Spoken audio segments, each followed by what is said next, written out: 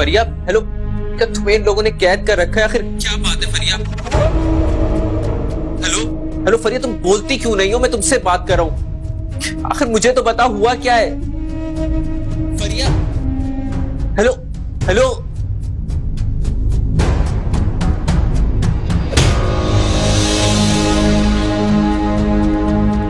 ये था वो फोन जो तुमने सुनना था? बहुत अच्छे घराने का है, खाते पीते घर का है, और हमारी फरिया बेटी उसके साथ बहुत सुख में रहेगी। बहुत अच्छा किया तुमने। फरीहा के लिए मुझे ऐसे ही रिश्ते की तलाश थी। हैं? ठीक है शबाना, फिर तो तुम्हें लड़के की दूसरी शादी का एतराज भी नहीं होगा, हैं? क्या दूसरी शादी? हाँ तो क्या हुआ, लड़के की दूसरी शादी है तो क्या हुआ, उस बेचारे की कोई औलाद नहीं थी और उसको औलाद की जरूरत है इसलिए। अरे लेकिन मेरी बेटी तो कुंवारी है, हैं? उसके लिए ये रंडवा ही रह गया है क्या? लेकिन हमाद की जिद है, इस वजह से मैं दोबारा यहाँ पर आई हूँ। तो आपकी क्या ख्वाहिश है? हमारी ख्वाहिश का तो जमाना निकल गया।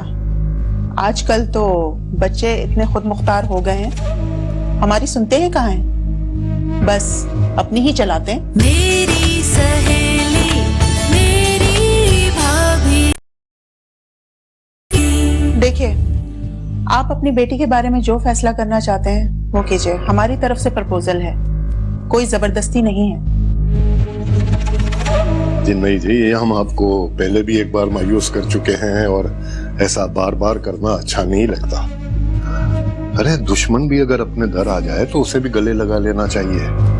आप तो फिर हमारी बेटी का रिश्ता लेकर आइए, हमें ये रिश्ता मंजूर है जी।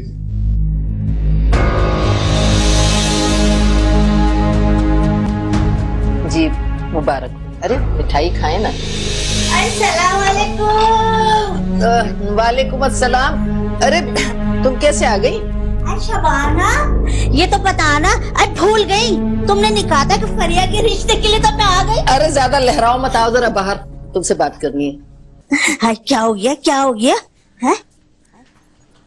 तुम जो रिश्ता लेके आई हो ना, अब उसे मना कर दो। हमने फरिया का रिश्ता तय कर दिया है। हाय, अरे ये रिश्ता कैसे हुआ, किससे हुआ? तुमने तो मुझे कहा था, मुझे बताओ बताओ बताओ, बताओ किसने किया? क्या बताऊं मैं तुम्हें? कह दिया है ना कि रिश्ता अब मत लेके आना, बात तय हो गई उसकी। इतनी देर से क्यों बके चली जा रही हो? क्यों नहीं बता रही इस मुंह फूटे से कि आखिर तय किसने कराया रिश्ता, किसके साथ? लामिया, जो अंदर लोग आए इनसे। अंदर बैठे हुए? हाँ। ये फरिया के ससुराल वाले? हाँ, बहुत ऊंचे लोग हैं। हाय शबाना, लग तो रहे हैं बड़े हाई फाई। बस देख लो। लेकिन सुन लो, बात करती हूँ मैं खरी, चाहे लगे किसी को बुरी। अरे ये रिश्ता कैसे हो गया, किसने कर दिया, किसने क्यों कर दिया मेरे होते हुए, ये बताओ मुझे। अरे भाई तुम इधर आओ, अभी जाओ, अभी जाओ, मैं फिर तुम्हें बाद में बताऊंगी।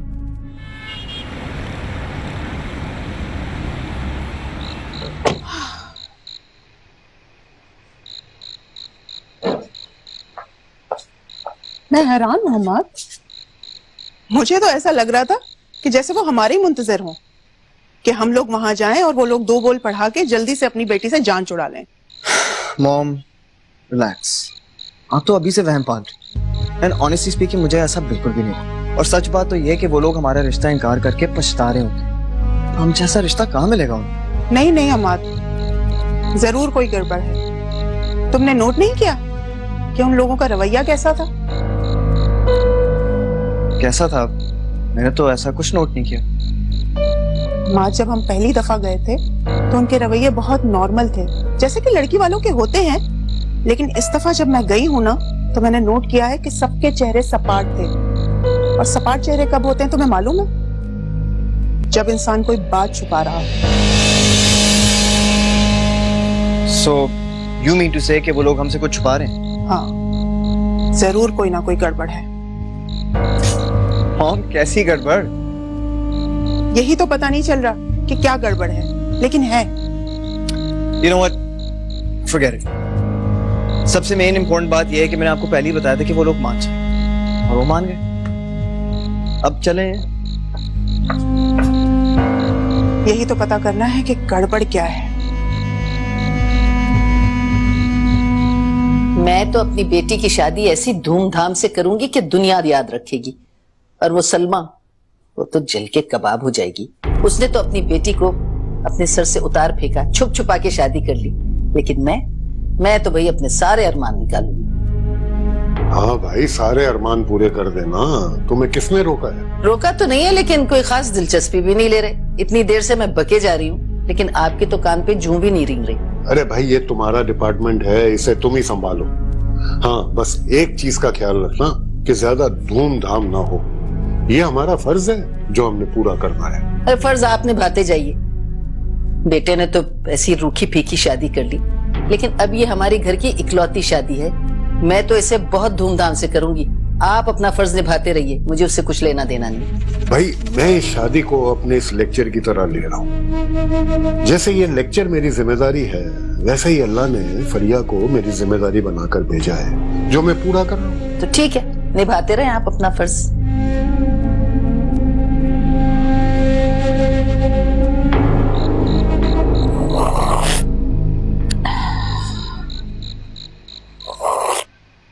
अरे तू क्या ये जले पैर की बिल्ली की तरह इधर उधर चकरा रही है? आराम से टिक के बैठ के बात क्यों नहीं करती बिगुल बजा के? अम्मा, उस फरीहा का जब से अच्छी जगह रिश्ता हुआ है ना, मेरा दिल अंदर से जल गया, जल जल के कोयला हो गया है। अरे ना जल बेटा, ना जल। जल जल के तेरा रंग काला हो जाएगा। खामखा में रंग काला हो गया, बाद में जो करीमे लगाती फिरेगी फिर। देखो ना अम्मा, मैं कितनी खूबसूरत हूँ। उस फरीहा से तो बहुत अच्छी हूँ मैं। अरे हाँ मेरा चंदा, तू तो चांद का टुकड़ा है। तेरा क्या मुकाबला उस काले बादल के साथ बिगुल बजा के? अच्छा, तो फिर उसका रिश्ता क्यों इतनी अच्छी जगह हो रहा है, मेरा क्यों नहीं हुआ? अरे बावली हो गई है तू क्या? पैसा देख के रीस गई है वो। अरे क्या मालूम किसी को कि पैसे वाले इतने हैं भी, या ऐसे ही हाँक रही है। एक बात बताई दे रही हूँ बेटा मैं तुझे, शुक्र है कि हमारे सारिम की जान छूट गई। अब तुम देखना, मैं अपने सारिम के लिए ऐसी लड़की ढूंढ के लाऊंगी जो जहेज में बंगला लेके आए, ताकि इस गले सड़े मोहल्ले से हमारी जान तो छूटे बिगुल बजा के। अरे वाह अम्मा, अपनी बड़ी फिक्र है, मेरे बारे में नहीं सोच रही। मुझे तो सड़े हुए घर में ही रहना पड़ेगा ना। अरे महरीन, तू भी बहुत भोली है। अरे कौन तुझे सड़ने देगा? तू भी आर्यन के साथ हमारे साथ ही रहेगी। है अम्मा, फिर तो ये अच्छी प्लानिंग है। अरे जभी तो उस शबाना का चिराग नहीं जलने दिया मैंने अपने आगे। तुझे आर्यन की दुल्हन बनाना था, सो मैंने बना दिया। लेकिन अम्मा, फरिया की बहुत टेंशन हो रही है। अरे दफा कर उसको, मेरा मूड ना खराब कर खामखा में।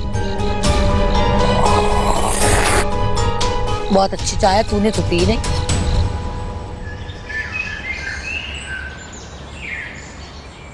मुझे तो फरिया बाजी पर गुस्सा आ रहा है। उन्होंने कुछ भी नहीं कहा आपके लिए। उनकी नीयत में खोट लग रहा था। और वैसे भी अगर वो सीरियस होती है आपके साथ तो कुछ ना कुछ जरूर कहती। ऐसे हालात में मुझसे कसूरवार नहीं ठहरा सकते।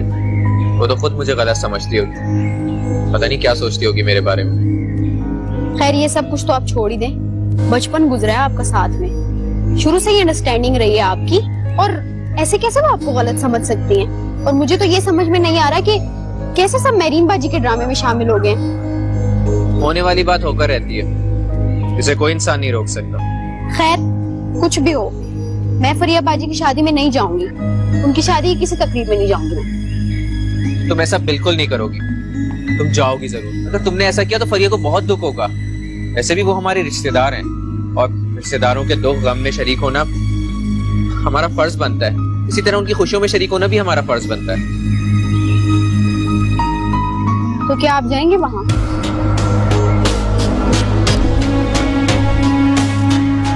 खैर, चले नाश्ता करते।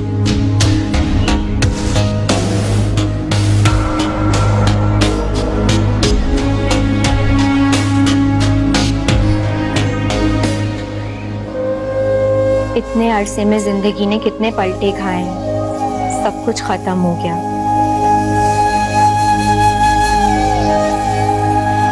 फरीहा बेटा, आज तो आधा दिन गुजर गया। कल जरा तुम मेरे साथ शॉपिंग पे चलना। ऐसा ना हो कि अचानक वो तारीख मांग लें और बाद में हमें परेशानी उठानी पड़े। अम्मी, आप लोगों ने मेरे साथ अच्छा नहीं किया। मेरी बात मानते ना सही, कम से कम सुन तो लेते। ए फरीहा, नाशुक्री ना बन। अच्छा, ऐसे रिश्तों के लिए तो लड़कियां तरसती हैं। अम्मी आप जानती हैं कि मैं रिश्तों और इंसानों को मादियत के तराजू में नहीं तोलती। उन्हें परखने का मेरा पैमाना कुछ और ही है। अच्छा बस बस, ये फलसफा अपने बाप के सामने झाड़ना अच्छा, मेरे सामने नहीं। जब लड़कियों के रिश्ते माँ बाप करवाते हैं तो लड़कियों से पूछते नहीं है। अरे नेक और अच्छी लड़कियां तो मोम की गुड़िया की तरह होती हैं। माँ बाप जिस सांचे में चाहे उन्हें ढाल देते हैं, जिस तरफ चाहे उन्हें मोड़ देते हैं। उफ तक नहीं करती हूँ। तो अम्मी मैंने कब उफ किया है? मुझे आप लोगों की मर्जी से शादी करने पर कोई एतराज नहीं। दुख तो मुझे उस बेएतबारी का है जो मुझे आप लोगों की तरफ से मिली। मैं इस बेएतबारी को जहेज समझ के अपने साथ ले जाऊंगी और जिंदगी भर उसे संभाल के रखूंगी, जिस तरह लड़कियां अपने माँ बाप की तरफ से दिए हुए जहेज की हिफाजत करती हैं। पता नहीं कौन सा फलसफा झाड़ रही है। मुझे तो न तेरी समझ आई है न तेरे बाप की।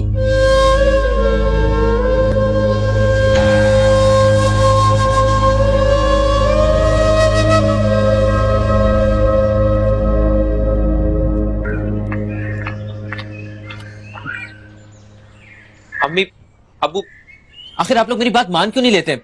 इसमें ऐसी कौन सी बात है जो मानी नहीं जा सकती हो? अरे तो तू क्यों नहीं हमारी बात मान लेता? क्यों जिद कर रहे हैं खाम खाने के? घर छोड़ दे हम बिगल में जाके। इसमें जिद वाली कौन सी बात है? मैं बस इस मोहल्ले में नहीं रहना चाहता। आपको नहीं पता जब मैं बाहर निकलता हूँ तो लोग मुझे किस किस तरह से देखते हैं। अरे हाँ, लड़की है ना तू, तुझे तो लोग देखेंगे पता नहीं किस तरह से। बेटा एक काम कर, तू ना बुर्का ओढ़ ले, फिर तुझे कोई नहीं देखेगा। अबे ओ, अगर तूने ये छुट्टी इसलिए की है ना कि हमारा दिमाग खा सके, तो समझ ले बेटा तेरी छुट्टी तो आज की जाया हो गई बिगल में जाके। देखो एक मिनट ठहरो, मैं समझा। देखो बेटा बात सुनो, तुम्हारी माँ बिल्कुल ठीक है। अब चाहे तुम कुछ भी कर लो या कुछ भी कह लो, हम ये घर नहीं छोड़ेंगे। ए बस करो, रहने दो तुम तो। हम ये घर नहीं छोड़ेंगे। तुम जो हो ना, जानती हूँ तुम्हें बड़ी अच्छी तरह से। इस मोहल्ले में पड़ोसन के साथ तुम्हारा टांका जो चल रहा है, तुम दोनों बाप बेटों को एक ही घर मिला था बिगल में जाके। उफ।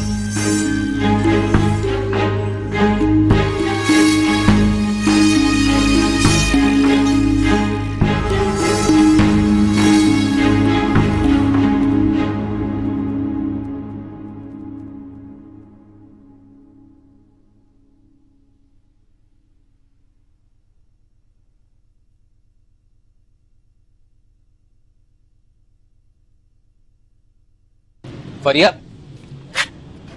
फरिया, फरिया, हमारे साथ जो कुछ भी है मुझे उसका बेहद अफसोस है। खास तौर पे तुम्हारे साथ बहुत बुरा हुआ है।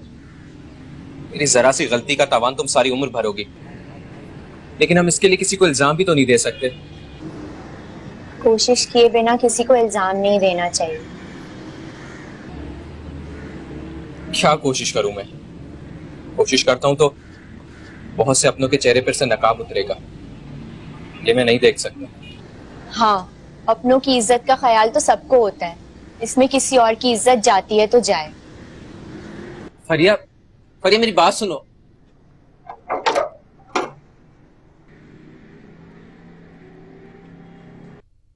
अरे शबाना, ये तो वही लोग थे ना जो पहले आए थे? हाँ भाई वही लोग हैं। पहले तो हमने इनकार कर दिया था, लेकिन इस बार तो वो हमारे पीछे ही पड़ गए कि रिश्ता लेके ही जाएंगे। वाह, बहुत अच्छे लोग मिले शबाना तुझे। अरे बहुत पैसे वाले भी और कदरदान अलग। अरे फरिया राज करेगी। अरे मिल क्या गए, ये तो मेरी बेटी किस्मत की धनी है। अरे भाई इतनी अच्छी जगह शादी हो रही है ना उसकी। गाड़ी तो देखो ये लंबी चमचमाती, और घर ये शानदार बंगला।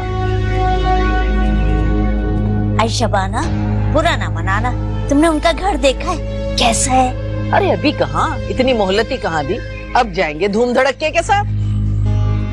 आए तुम बहन हो ना, मुझे भी लेके चलोगी? हाँ हाँ जरूर लेके चलूंगी, लेकिन जरा अच्छे कपड़े सिलवा लो। इन हुलियों में तो नहीं ले जा सकती ना। वाह मेरे अल्लाह तेरी शान है। अगर अल्लाह चाहे ना खाला तो काली कलूटियों के नसीब भी जाग जाते हैं, और अगर अल्लाह की रजा ना हो तो मेरी बेटी जो है, जैसे महारानी होती है, शहजादियों जैसी जिसकी शक्ल सूरत है, उसके नसीब भी सो गए। अरे भाई टटपूंजिए ही मिले थे उसके नसीब में। मिल कहाँ से गए, वो तो खुद घुस आई घर में। अरे अकल पे पत्थर पड़ गए थे उसके, जो तुम्हारे घर चली गई वो। अरे हीरा उठाने की बजाय उसने पत्थर उठा लिया अकल बजा के।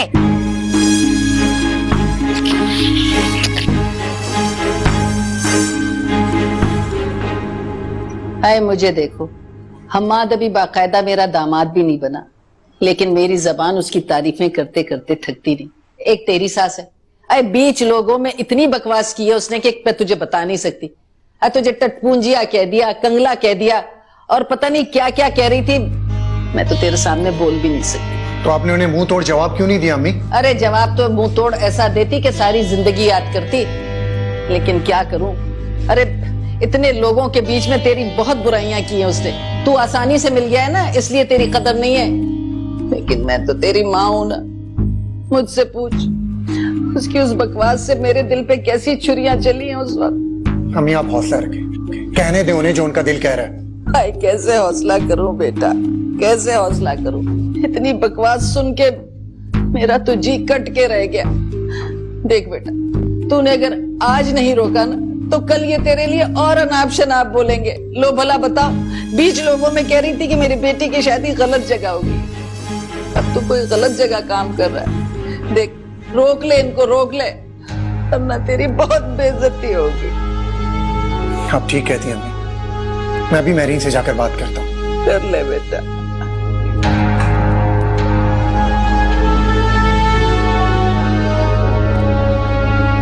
पता चलेगा कब वक्त। तुम फिक्र ही ना करो अम्मा, मैं सब ठीक कर दूंगी। मैं बाद में कॉल करती हूँ। तुम्हें पता है तुम्हारी माँ ने मोहल्ले की औरतों के सामने क्या किया? अगर मैं उन्हें इतना ही बुरा लगता था तो आखिर क्यों की तुमसे मेरी शादी? नहीं आर्यन, मेरे ख्याल से आपको कोई गलत फहमी हो रही है। मेरी अम्मा भला आपके बारे में ऐसा कैसे कह सकती हैं? कोई गलत फहमी नहीं हुई, मुझे सब कुछ पता चल चुका है। उन्होंने सबके सामने मुझे डांटा और पता नहीं क्या क्या कहा है। नहीं आ रहा ना यकीन तो करो उन्हें फोन और पूछो उनसे उन्होंने क्यों कहा है, और उन्हें ये भी कहो अगर वो तुमसे मेरी शादी कर कर पछता रही है तो ले जाएं तुम्हें यहाँ से। आर्यन, आप मेरे लिए ऐसा कह रहे हैं? मेरे लिए? तो तुम्हारी माँ सारे मोहल्ले के सामने मेरी इंसल्ट कर सकती है, वो क्या समझती है कि मुझे कुछ पता नहीं चलेगा? ये भी तो हो सकता है कि आपको आधी बात पता चली हो। आधी बात? क्या मतलब? मतलब ये कि शबाना खाला ने खुद सबके सामने ये बात कही थी कि मेरी फरीहा की किस्मत तो बहुत अच्छी है और बाकी लड़कियों की किस्मत खराब है, तभी तो उसकी शादी इतनी अच्छी जगह हो रही है। उस पर मेरी अम्मा ने कहा तो क्या मेरी बेटी की शादी किसी टटपुंजियों में हुई है? अब मुझे नहीं पता कि शबाना खाला ने आपको ये बात किस रंग में बताई है।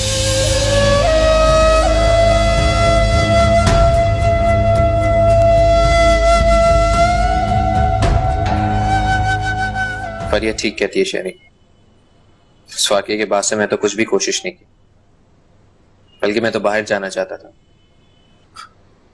और वो बेचारी सब कुछ अकेले फेस कर रही थी। लेकिन आप उस वक्त कर भी क्या सकते थे? सारे हालात और वाकयात आपके खिलाफ थे, और अगर ऐसे में आप बात करते तो कोई मानता भी नहीं। कुछ भी शहरी, मुझे सच के लिए डट जाना चाहिए था, लेकिन मुझे तो फरिया की इज्जत से ज्यादा अपनी बहन के घर की परवाह थी। लेकिन अब मैं ऐसा नहीं होने दूंगा, अब मैं कुछ ना कुछ जरूर करूंगा। लेकिन आप करेंगे क्या? कुछ भी ऐसा जिससे सब कुछ ठीक हो जाए। वो सब तो ठीक है, लेकिन कुछ भी ऐसा वैसा करने से पहले एक बार जरूर सोच लीजिएगा, क्योंकि सब कुछ पता चलने के बाद आर्यन भाई महरीन बाजी को छोड़ देंगे। तो फिक्र मत करो, मैं ऐसा कुछ नहीं करूंगा जिससे महरीन का घर बर्बाद हो जाए। मैं तो सिर्फ फरिया को सुरखरू करना चाहता हूँ। तुम्हें पता है अगर उसकी शादी हो गई ना तो उम्र भर के लिए उसके ऊपर बदनामी का ऐसा दाग लग जाएगा जो कभी नहीं मिट सके, और मैं ऐसा नहीं होने दूंगा। मैं अम्मा को जोर दूंगा कि वो जाए, प्लीज उससे बात करें मुझसे। आपको पता भी है अम्मा इतनी आसानी से नहीं मानेंगी। हमने पहले भी तो कोशिश की थी, और अगर अम्मा इस बार भी ना मानी तो? इस बार अम्मा को मानना पड़ेगा, चाहे कुछ भी हो जाए।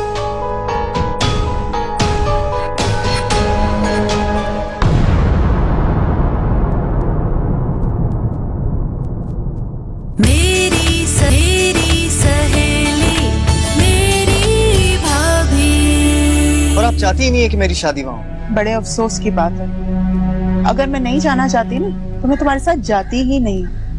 हाँ, ये अलग बात है, मैं पहले उनको पसंद नहीं करती थी, लेकिन तुम्हारी वजह से मैंने उनको कबूल किया ना, और अब मैं उनको रिश्तेदारों का ही दर्जा देती हूँ। तुम्हें ऐसा क्यों लगा? क्या कहा था? वो कह रही थी तबीयत खराब है। हाँ, तो हो सकता है वाकई में तबीयत खराब हो। कोई नहीं, अच्छी खासी बात कर रही थी। जब मैंने जाने का कहा तो झट से कह दिया कि तबीयत खराब है। साफ लगा कि कन्नी कतरा रही है। देखो, अगर ऐसी बात है तो हमें वहाँ जरूर जाना चाहिए। हो सकता है सलमा का शक सही हो। किस तरह की बीवी है तू? शेर बन शेर, और अपने शौहर को अपने काबू में रख। दब के ना रहे, अगर दब गई ना तो सारी जिंदगी दबी रह जाएगी।